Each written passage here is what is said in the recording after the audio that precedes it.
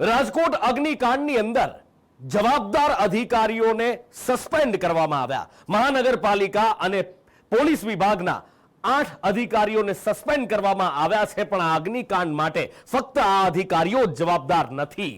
અધિકારીઓ પાસેથી જવાબ લેનારા, એમને આદેશ આપનારા નેતાઓ પણ એટલા જ દોષી છે.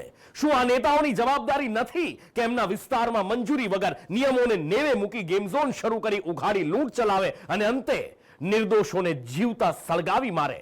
શું કરે છે આ નેતાઓ? સંસદથી લઈને કોર્પોરેટર ક્યાં છે? કોણ જવાબ આપશે રાજકોટની જનતાને? આ અધિકારીઓ બાદ હવે આ નેતાઓ લોકોનો રોષનો ભોગ બની રહ્યા છે. આજે ભારતીય જનતા પાર્ટીના રાજકોટથી ઉમેદવાર રૂપાલાનો પીડિતોએ ઉધડો લઈ લીધો. રાજકોટના અગ્નિકાંડ માટે ખાલી અધિકારીઓ જવાબદાર નથી. અધિકારીઓ પાસેથી જવાબ લેનારા, આદેશ આપનારા નેતાઓ પણ એટલા જ દોષી છે. શું આ નેતાઓની જવાબદારી નથી કે કોઈ તેમના વિસ્તારમાં મંજૂરી વગર નિયમોને નેવે મૂકી ગેમ ઝોન શરૂ કરી ઉઘાડી લૂંટ ચલાવે અને અંતે આજે લોકસભાના ભાજપ ઉમેદવાર પરસોત્તમ રૂપાલા જનતાના રોષનો ભોગ બન્યા હતા? અને આ સાથે જ શું કરે છે એ સ્થાનિક કોર્પોરેટરો? જેમાં સૌથી પહેલા વાત રાજ્યસભાના સાંસદ રામ મોકરિયાની, જેમણે રાત્રિના 8:30 વાગ્યે ઘટના સ્થળેથી નિવેદન આપ્યું कि घटना हो गई है, हम क्या करें, एक्शन होना चाहिए. सही बात है आपकी, हो गई है दुर्घटना, हो गई, हम क्या करें इसमें, लेकिन अब अगली बार सावधानी रखना ज़रूरी है. और जो हादसा हुआ बहुत गलत बात है.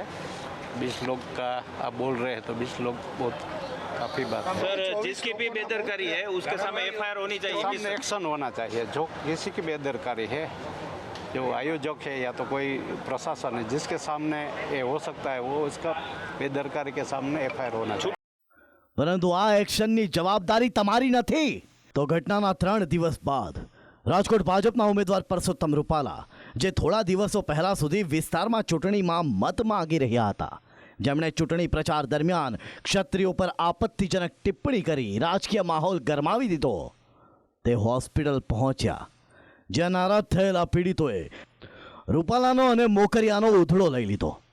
વિરોધ થતા ભીસમાં મુકાયેલા રૂપાલાએ સ્પષ્ટીકરણ આપતા કહ્યું કે હું અહીં જ હતો, હું તંત્ર સાથે સંકળાયેલો હતો, કોઓર્ડિનેશનમાં હતો.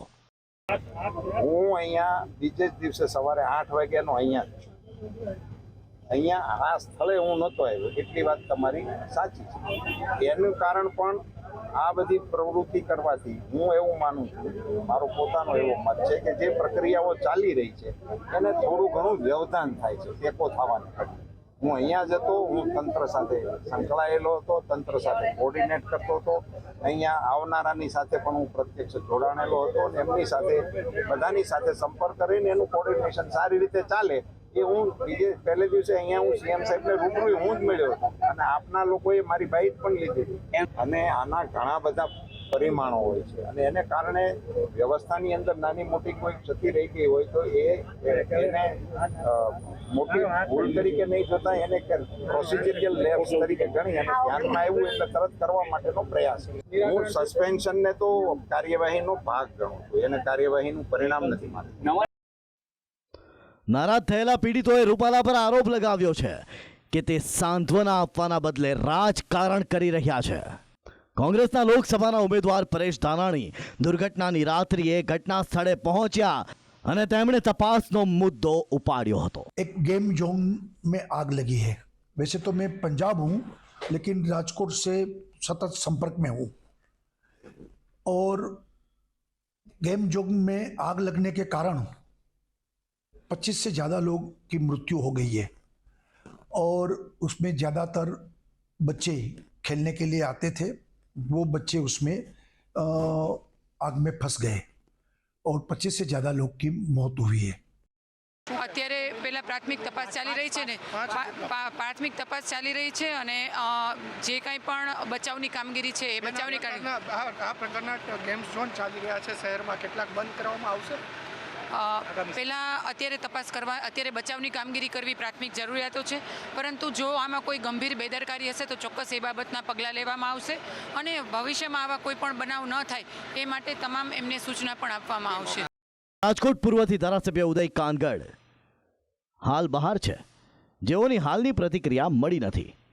રાજકોટ અગ્નિકાંડની જવાબદારી આખરે કોની છે? આ સવાલને લઈને જ્યારે અમે રાજકોટના ત્રીજા ધારાસભ્ય ઉદયભાઈ કાનગડના કાર્યાલયે પહોંચ્યા ત્યારે તેઓ અહીંયા ઉપલબ્ધ ન હતા. તેમના દ્વારા એવું કહેવાયું છે કે આ મામલે સરકાર દ્વારા સીટની રચના કરાઈ છે અને પીડિતોને જરૂર ન્યાય મળશે, પરંતુ અમે સવાલ પૂછી રહ્યા છે કે ધારાસભ્ય તરીકે તમારી પણ કંઈક જવાબદારી હોય છે અને તમે પણ પ્રજાની અને જે પીડિતો છે તેમની પડખે ઊભા રહીને બિંદાસ રીતે બોલો કે આખરે આ ઘટનામાં જવાબદાર કોણ છે અને જે લોકો પકડાયા છે તેમને ખરેખર આકરામાં આકરી સજા થશે કે કેમ? હવે વાત શહેરની જવાબદારી જેમના શિરે હતી તે મેયર નૈનાબેન પેઢરિયાની, જેઓ દુર્ઘટના સમયે શહેરમાં હાજર નહોતા અને રાત્રિના 9 થી 9:30 વચ્ચે દુર્ઘટના સ્થળે પહોંચ્યા. આ દુર્ઘટના ખૂબ ગંભીર દુર્ઘટના છે.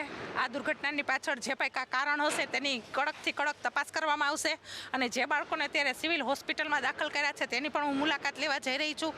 અત્યારે વેકેશન હોવાથી અને બહારગામ ગયેલ હોવાથી પણ તાત્કાલિક ત્યાંથી હું અહીંયા જે પરિસ્થિતિ છે એ ગંભીર પરિસ્થિતિ છે.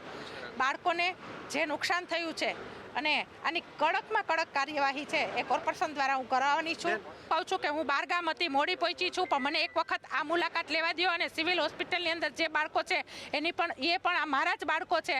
કેમ કે એની માતાને જેટલી વેદના થતી હોય, હું પણ એક માતા છું તો મને પણ એટલી જ વેદના થતી હોય, તો હું ત્યાં પણ જવાની છું.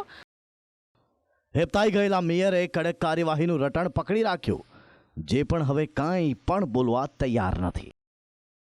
મેયર બાદ વાત જવાબદાર સ્ટેન્ડિંગ કમિટી ચેરમેન જયમીન ઠાકરની, તો તેમનો પણ સંપર્ક થઈ શક્યો નથી. રાજકોટમાં શનિવારે ગોઝારો અગ્નિકાંડ થયો. ટીઆરપીની અંદર 1, 2, 3 નહીં પરંતુ 33 જેટલા નિર્દોષ ભૂલકાઓ અને તેના પરિવારજનો ભૂંજાઈ ગયા. આવડી મોટી ઘટનાને લઈને જ્યારે સંદેશ ન્યૂઝે સવાલ પૂછ્યા તો સવાલથી નેતાઓ ભાગી રહ્યા છે. રાજકોટ મહાપાલિકાના સ્ટેન્ડિંગ ચેરમેન જયમનભાઈ ઠાકરને પણ અમે પૂછ્યું કે આના માટે શું તમારી નૈતિક જવાબદારી નથી થતી, પરંતુ આ મામલે સવાલોથી બચી રહ્યા છે જયમીન ઠાકર અને કહી રહ્યા છે કે આ મામલે મારે કાંઈ કશું બોલવું નથી. હાલ તો દુર્ઘટના બાદથી જવાબદાર રાજકોટના નેતાઓ મોઢું છુપાવી ભાગતા હોવાનું નજરે પડી રહ્યું છે. સ્થાનિક કોર્પોરેટરથી લઈને મેયરથી ધારાસભ્યો હાલ કાંઈ પણ બોલવા તૈયાર નથી. જે કોઈ બોલે છે તે કહે છે તપાસ ચાલુ છે, કાર્યવાહી થશે, પરંતુ એ વાત ન ભૂલતા કે બેદરકારી માટે અધિકારીઓ દોષી છે તેની જવાબદારી નેતાઓના માથે પણ છે, જે હંમેશા છટકી જાય છે અને નાના અધિકારીઓ દોષી બને છે. બ્યુરો રિપોર્ટ, સંદેશ ન્યૂઝ. તો અગ્નિકાંડ થયો અને હવે તપાસનું ધમધમાટ દર વખતની જેમ શરૂ થયો છે. બેદરકાર અધિકારીઓ પર બદલી સસ્પેન્શનની તલવાર લટકી રહી છે. મોટા અધિકારીઓ વેઇટિંગ ફોર પોસ્ટિંગમાં છે. પણ સવાલ એ છે કે નાની માછલીઓ ક્યાં સુધી પકડતા રહેશો? મોટા મગરમચ્છોને ક્યારે પકડશો? આ બધા વચ્ચે મુખ્ય આરોપી પ્રકાશ હિરન ક્યાં છે? એનું મોટું રહસ્ય ઊભું થયું છે. રાજકોટ ટીઆરપી ગેમ ઝોનના અગ્નિકાંડ બાદ મામલાની તપાસનો ધમધમાટ શરૂ થયો છે. સરકારે આ મામલે ગેમ ઝોનને મંજૂરી આપનારા અને પોતાની જવાબદારીમાં બેદરકારી દાખવનારા અધિકારીઓ પર દબાઈ બોલાવવાનું શરૂ કર્યું છે. ફરજમાં બેદરકારી બદલ રાજકોટ મહાનગરપાલિકાના નાના કર્મચારીઓ પર સસ્પેન્શનની તલવાર લટકી રહી છે.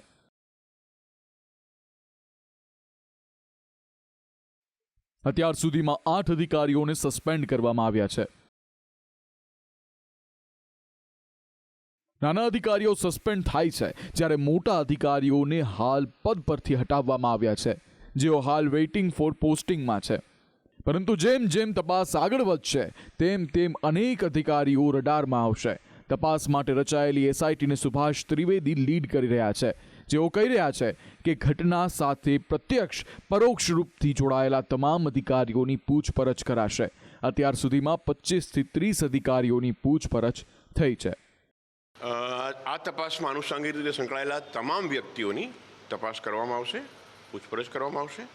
અત્યાર સુધીમાં લગભગ 25-30 અધિકારીઓની પૂછપરછ કરી છે, દસ્તાવેજો કબજે લીધેલા છે. એસઆઈટીના પ્રાથમિક રિપોર્ટ સરકારને સોંપાઈ ગયો છે, જેમાં ગેરરીતિ થયાનો ખુલાસો પણ થયો છે. જેનો ખુલાસો આરએમસી પીડબ્લ્યુડી R&B પુરવઠા વિભાગના અધિકારીઓના નિવેદન પરથી થયો છે.